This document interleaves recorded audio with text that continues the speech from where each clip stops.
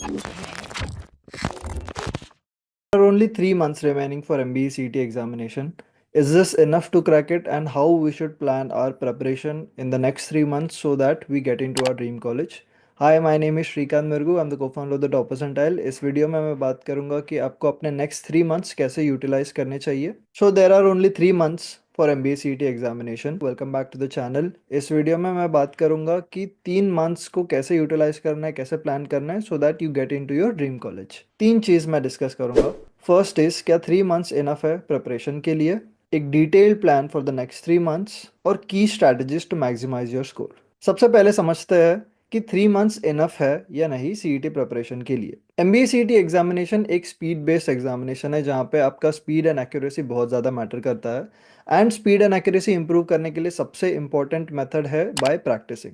And that is the only way to do it with a structured plan और focused approach. आप अगर enough practice करते हो in the next 3 months तो definitely आपका speed and आपका एक्यूरेसी काफ़ी ज़्यादा इंप्रूव हो जाएगा. But success depends upon balancing mocks, balancing practice test and doing mock analysis. कई सारे स्टूडेंट्स हैं द टॉप परसेंटाइल के students in the last 4 years, and also in my teaching experience I have seen, and in the JBMS batch where I have been and my juniors and seniors, I have seen students who have started preparing from June, converting JBMS, who started preparing in September, October, converting JBMS. Also, there are many students who start preparing in January mid and also converting JBMS. So it does not actually depend on where you begin, and everyone begins on a different level. हर कोई different एक start लेता है. कोई भी zero से start नहीं कर रहा था, बिकॉज अगर आप सीईटी का मॉक दोगे तो किसी को भी जीरो नहीं आएगा. एटलीस्ट 40 to 50 से ही सब स्टार्ट करते हैं, and then it's all about planning how to get the next 100 marks to reach the safe and target score of 150 marks. So now that we know that 3 months are enough, let's focus on a structured plan for the next 3 months in order to get into your dream college. Now let's break down this 3 months plan into 3 different months and see कि हर month में हमको क्या prioritise करना चाहिए. First month आपको prioritise करना चाहिए आपका बेसिक फाउंडेशंस के ऊपर. सारे टॉपिक्स जो भी एमबीए सीईटी एग्जामिनेशन में आता है, you have to make sure that हर क्वेश्चन के आप एटलीस्ट 50 to 100 क्वेश्चन सॉल्व कर रहे हो. एंड कभी भी ऐसा मत सोचना कि आप पूरा सिलेबस करने के बाद में ही मॉक दोगे. Give a mock as soon as possible, and once you give a mock you know कि आपको कितना स्कोर आ रहा है, कौन सा सेक्शन आपका स्ट्रांग है, कौन सा सेक्शन आपको वीक है. For a lot of beginners एक वेरी इंपॉर्टेंट इंसाइट्स जो मैं आपको शेयर करना चाहता हूँ इज़ दैट कि अगर आप सीईटी के सिलेबस को ब्रेक डाउन करोगे तो टोटल 67 टॉपिक्स है. इन 67 टॉपिक्स में अराउंड 32 टॉपिक्स होते हैं क्वांट्स के. तो आप देखोगे कि टोटल सिलेबस का ऑलमोस्ट 50% टॉपिक्स क्वांट से आता है. इसके अलावा जब आप मॉक एग्जाम देते हो या एग्जामिनेशन के लिए बैठते हो तो क्वांट्स का वेटेज होता है सिर्फ 25%, बिकॉज सिर्फ 50 क्वेश्चन आते हैं. तो कहने का ये मतलब है कि 50% सिलेबस करने के बाद में आप सिर्फ 25% वेटेज के सेक्शन को ही टैकल कर सकते हो.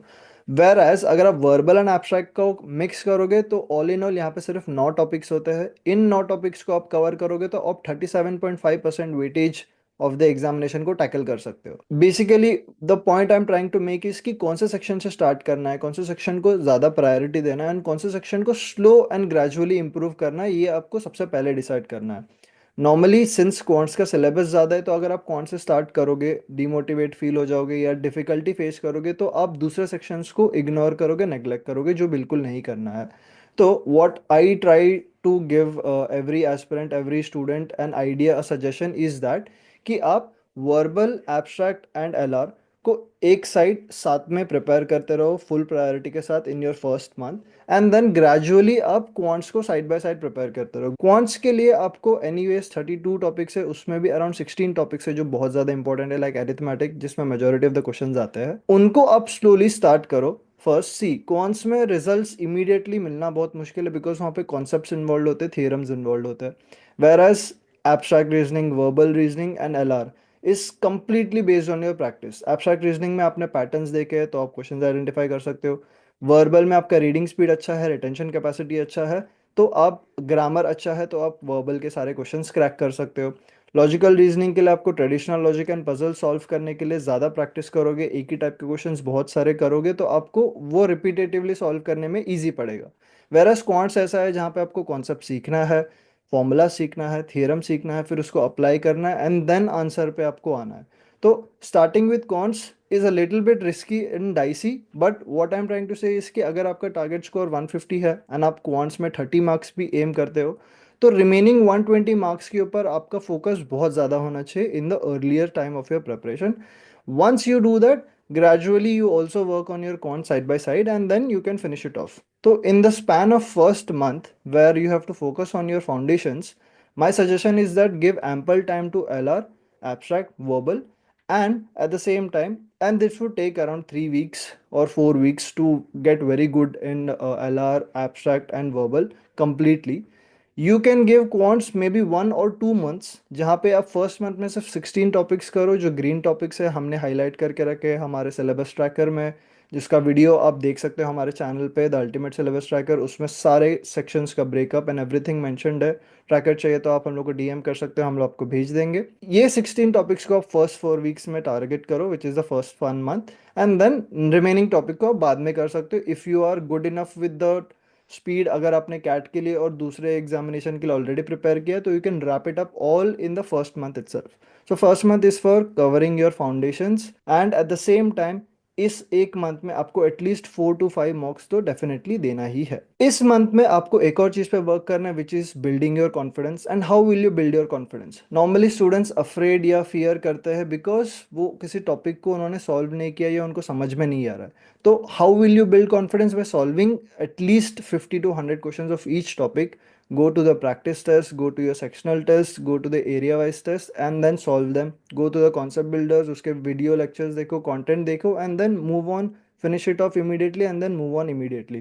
Don't waste a lot of time in understanding the concept because the ultimate thing that matters over here is speed. Hence हमारे preparation का भी speed बहुत ज़्यादा होना चाहिए and we have to give ample amount of time in learning new things rather than overthinking about questions which we are unable to solve. Rather than think of questions which you can solve and which you still are leaving while giving your mock, जो आप छूट जाते हैं उन questions पे ज़्यादा focus करो rather than जो चीज़ें आपको नहीं आती है. उसके लिए हम सेकेंड मंथ में वर्क कर सकते हैं. सेकेंड मंथ का जो प्लान है it's completely about your speed, your focus and your accuracy. इस मंथ में आपको जितने ज़्यादा फुल एंड सेक्शनल टेस्ट दे सकते हो उतने सेक्शनल टेस्ट देने हैं, जितने एरिया वाइज टेस्ट होते हैं वो सारे फिनिश करने हैं. एंड आपको मॉक टेकिंग काफ़ी हेविली स्टार्ट करना पड़ेगा. Every week you should give around 2 to 3 mocks और maybe more, right. And it is very very important कि आपका मॉक एनालिसिस आप बहुत इन डेप्थ कर रहे हो. अगर आप एक मॉक देते हो 2.5 आवर्स का, और मैंने मेरे JBMS के बैचमेट्स जो भी टॉप 10 रैंकर्स है पिछले 4 साल में मेरे बैच के, मेरे जूनियर सीनियर्स के, हर किसी ने कहा है कि वो मॉक अगर 2.5 आवर्स का देते हैं तो उसको एनालिसिस एटलीस्ट 4 आवर्स करते हैं. 4 आवर्स और may be 6 hours. 4 to 6 hours analysis में क्या होता है? आप हर एक सेक्शन को पूरा ब्रेक डाउन करते हो. कौन से टॉपिक्स आपने किए सही से, कौन से टॉपिक्स में आप बहुत फास्ट थे, कौन से टॉपिक्स में आप स्टिल स्पीड लैक कर रहे हो, कौन से टॉपिक में कॉन्सेप्चुअल क्लैरिटी लैक कर रहे हो. ये सब का नोट आपको बनाना है ये 4 आवर्स में. एंड जब भी आप दूसरे मॉक पे जाते हो देने से पहले आपको ये जो नोट बनाया है इसमें आपको लिखना है कि ओके ये मेरे खामियां हैं, ये सारे एरियाज में मैं लैक कर रहा हूँ, ये मेरे वीकनेसेस है, इसको मेरा स्ट्रेंथ्स बनाने के लिए मुझे क्या करना है और क्वेश्चन सॉल्व करना है और प्रैक्टिस करना है. That will be the only answer. So after doing mock analysis you work hard, you practice on the areas of your weaknesses and then you convert it into your strengths and then you move on to the different mock. Obviously it will be a gradual process, it will not be very immediate. Again इसमें भी बहुत सारे दूसरे mistakes में भी आप कर रहे होंगे, जैसे कि सेकेंड मंथ ऑफ का प्रिपरेशन में जब आप ज़्यादा मॉक दोगे तो आप रियलाइज़ करोगे कि कौन से सेक्शन को आप कितना टाइम दे रहे हो. फॉर एग्जांपल अगर आप क्वांट्स में 50 मिनट्स दे के सिर्फ 20 या 30 मार्क्स ला रहे हो, दैट मीन्स आप यहाँ पे बहुत ज़्यादा टाइम वेस्ट कर रहे हो. So you might need to change your strategy according to it.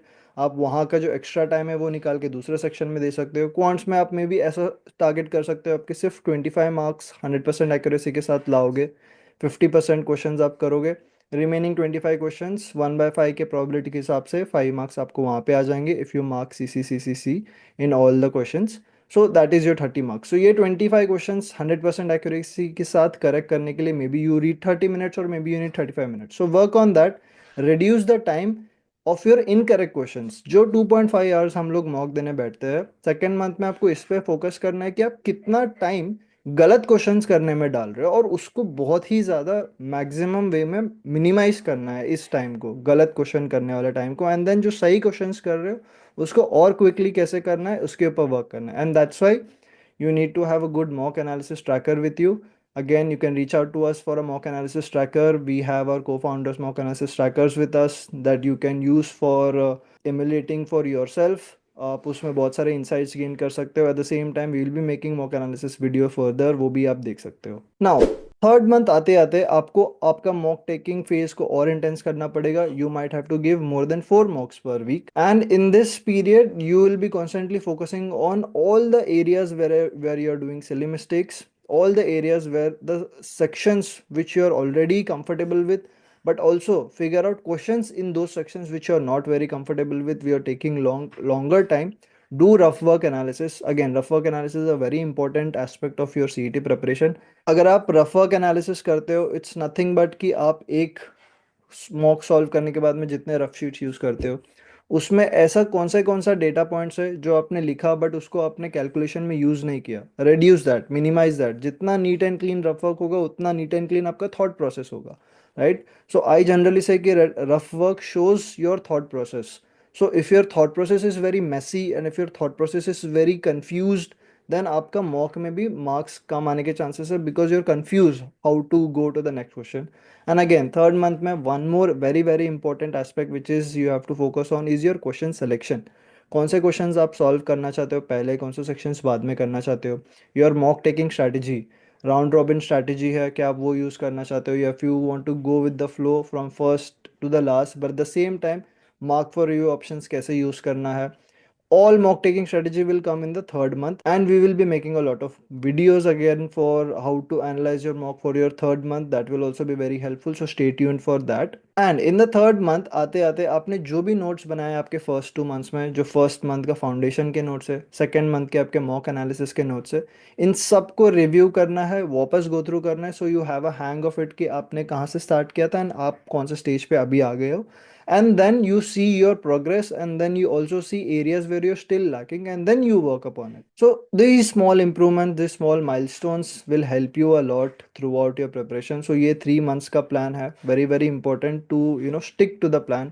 Don't make a very elaborate plan कि इस डेट से इस डेट तक ये फिनिश करना है. Keep it a little bit open.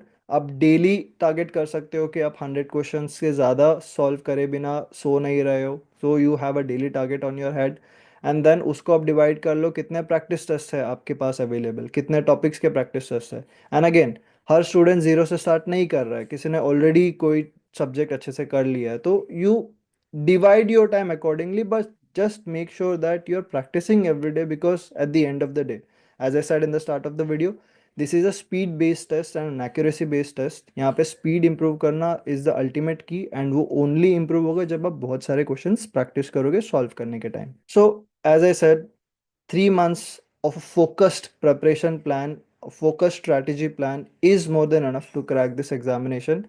The only key over here is to stay consistent. A lot of students will start this plan but will lag because of demotivation or something or the other thing or some distractions, but the one who stays will achieve their dream.